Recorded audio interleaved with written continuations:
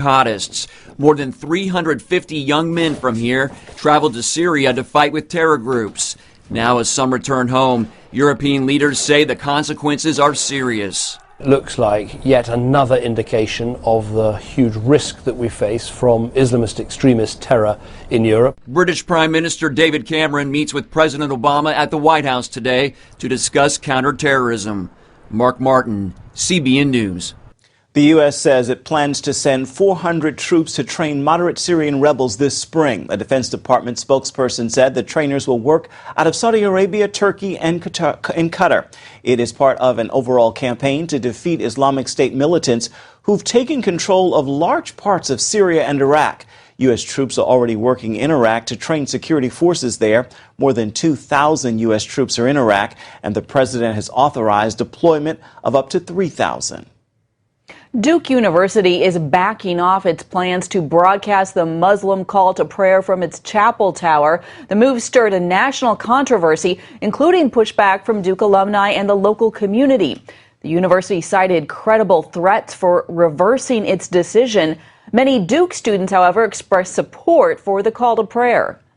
I'm fine with it. I think that, there's freedom of religion everywhere, so they should be able to do it here. Nationwide, Christians raised concerns. Franklin Graham called on Duke alumni and supporters to protest the decision. On his Facebook page, Graham wrote, "I care for the Muslims, love them very much, but we cannot be deceived and led into some kind of false safety. We are at war with Islam." Duke's Muslim students will continue to pray in a room at the university chapel.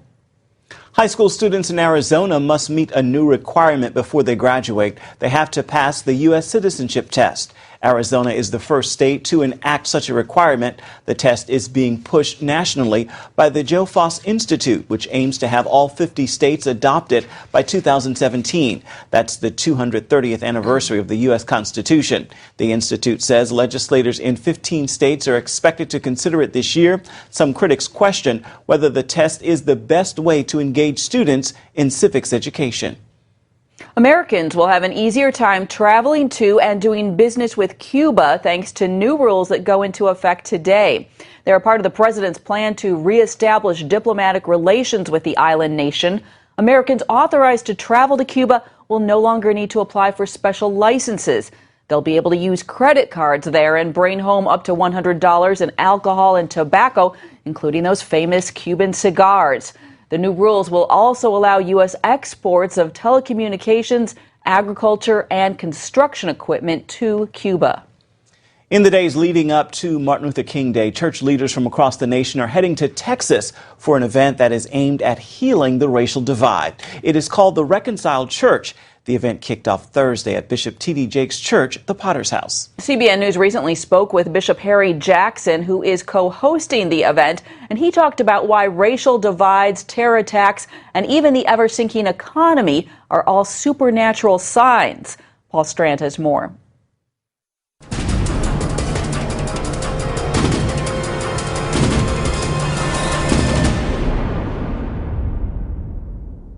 God is giving us signs that we should wake up. Harry Jackson, presiding bishop over 1,800 churches, says God is trying to shake awake a slumbering Christendom. An alarm has been going off, and folks have been, like we do some mornings, just rolling over in the bed and hitting the alarm and saying, "Oh, I've got time, I'll wake up later." He points out Jesus sounded alarms in the Bible for future times. For instance, nation will rise up against nation. In the Greek, that is, ethnic groups will rise up against ethnos, ethnic groups. And we're finding that within the United States, as we looked at the Ferguson situation, but we can shift that whole thing to Russia and the Ukraine. We could go to places in Africa. Then there's the roiling Muslim world. Many of the divisions within Islam itself are tribal in their nature. Jackson worries much more division will come upon the earth unless God's people repent. He also says recessions and economic troubles are today's version of biblical famines and droughts. God would use those to warn his people their spiritual shield was crumbling. So our recessions aren't anchored in agriculture, but they, in this time and season, have a spiritual root. Family breakdown and rising addictions are often signs of spiritual decay. Then there are epidemics like Ebola and AIDS, which are both today's physical plagues and spiritual alarms. But the bishop says rather than curse a people, God would much prefer to speak a blessing like this. Instead of letting all these terrible things happen to you that are going to come upon the rest of the world, I am going to put a force field of blessing around everything you have and all that you do, because I want to glorify my name and show favor to you because I love you. But he needs an awake and repentant people to partner with him. Paul Strand, CBN News, Washington. And still to come, why pushing back retirement could help push back the risk of Alzheimer's.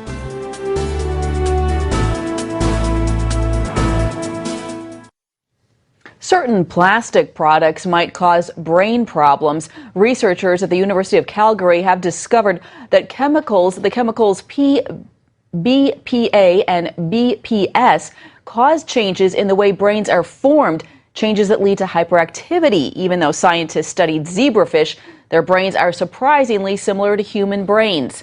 BPA and BPS are found in plastic products we eat and drink out of. Scientists warn until we know more about BPA and BPS, it's best to stay away from those chemicals, particularly women who are pregnant. Not getting enough exercise could be twice as deadly as being obese. Researchers at Cambridge University in Britain studied information from more than 330,000 European men and women and found twice as many deaths were linked to a lack of exercise compared to obesity. But they also found just a little bit of exercise, 20 minutes or more of walking, can seriously cut the risk of early death, especially for people who are already spending a lot of time sitting. And if you can't walk 20 minutes at a time, they recommend doing it 10 minutes twice a day. Baby boomers are having to remain in the workforce longer before taking retirement. However, there could be a bright side to that reality. New research says the longer that you work, the less likely you are to develop Alzheimer's disease. CBN's health reporter Lori Johnson tells us why that's true and passes on more tips for preventing Alzheimer's. Our choices can make a difference about whether we get Alzheimer's or keep it at bay. So says a study of 500,000 people that shows for each additional year a person worked, the risk of getting Alzheimer's was reduced by 3%. The reason is because working is more demanding than retirement, physically, mentally, and socially.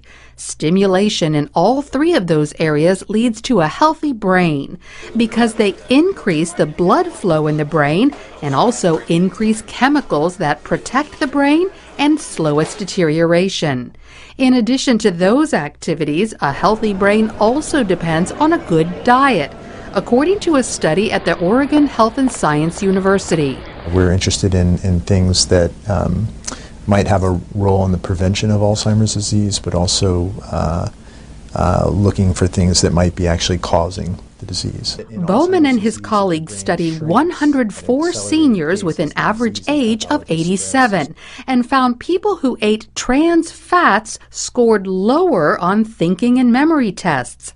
Trans fat is in processed foods. It's called hydrogenated oil in the list of ingredients. It's also in fast food, margarine, and vegetable shortening. Trans fats are they're kind of all over the place. On the other hand, seniors who ate diets high in vitamins B, C, D, and E, as well as omega-3 fats, scored higher. So it's a combination of staying away from the bad and getting the good. If you just do one, you may not get the bonus effect. Some Alzheimer's patients exhibit tremendous improvement after taking coconut oil. Steve Newport's Alzheimer's was so advanced, this is what happened when he tried to draw a picture of a clock. But then his wife, who's also a doctor, started giving him coconut oil. And 2 weeks later, his clock drawing was much better. I thought at the time, was it just good luck? Was it a lot of prayer? Was it the coconut oil? And I thought, well, we're going to keep the coconut oil going. 3 weeks later, his clock drawing demonstrated an even healthier brain. Dr. Newport wrote a book about Steve's success with coconut oil and has since heard from readers with similar stories. Some of these responses have been quite dramatic, and I do have a collection now of almost 220 reports, mostly from caregivers and some from the person themselves, reporting that they saw improvement after they started taking coconut oil. So there are lots of things you can do to improve your brain health, stimulate your mind with work and puzzles, challenge your body with cardiovascular and strength training, and connect emotionally with others. Also, eat a diet rich in vitamins, omega-3 fats, and coconut oil while avoiding trans fats. Lori Johnson, CBN News. Up next, we'll take you to the land of milk and honey. Find out why Israel's agricultural boom is another sign of the times. The Bible calls Israel a land of milk and honey, and many people may be surprised to learn that that is not just an expression. As Julie Stahl reports, it is literally true. In the Bible, God promises the Jewish people a land flowing with milk and honey.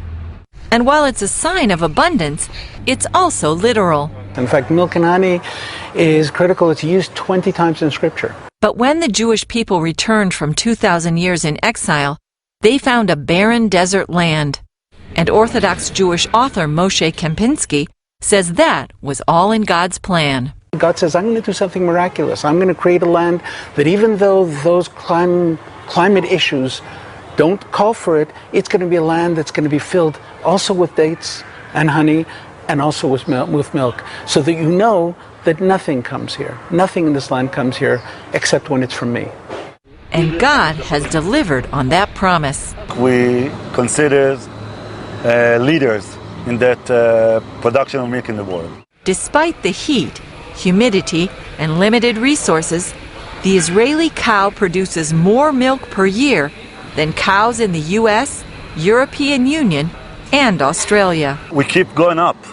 Ronen Gal manages operations for the dairy at Kibbutz Yotvata, the largest milking facility of its kind in the country. The milk production in Israel is very clever. It's very high-tech. And what about the honey? Most believe honey in Bible times probably came from date trees. Botanist Dr. Elaine Salaway emigrated from the U.S. and settled not far from Yotvata on Kibbutz Keturah in 1974. Actually, I started out here as the head of the orchard branch. And of course, that was kind of funny because at that time we didn't have any orchards. So in the first few years, I was responsible for planting them. And the first orchard I planted was the date orchard, which you can see behind us, which is the main agricultural branch of the kibbutz. There are tens of thousands of acres of date trees in Israel. Salaway planted some 3,000 of those trees here. This date orchard is here at Kibbutz Keturah in the Arava Desert. Each one of these trees produces about 350 pounds of dates a year. Salaway even managed to sprout a 2,000-year-old date seed found by archaeologists years ago at Masada.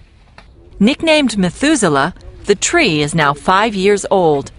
Dates and palms were important in the scriptures, and dates from this area were known throughout the ancient world. The Romans had nothing nice to say about the Jews, except that they had good dates.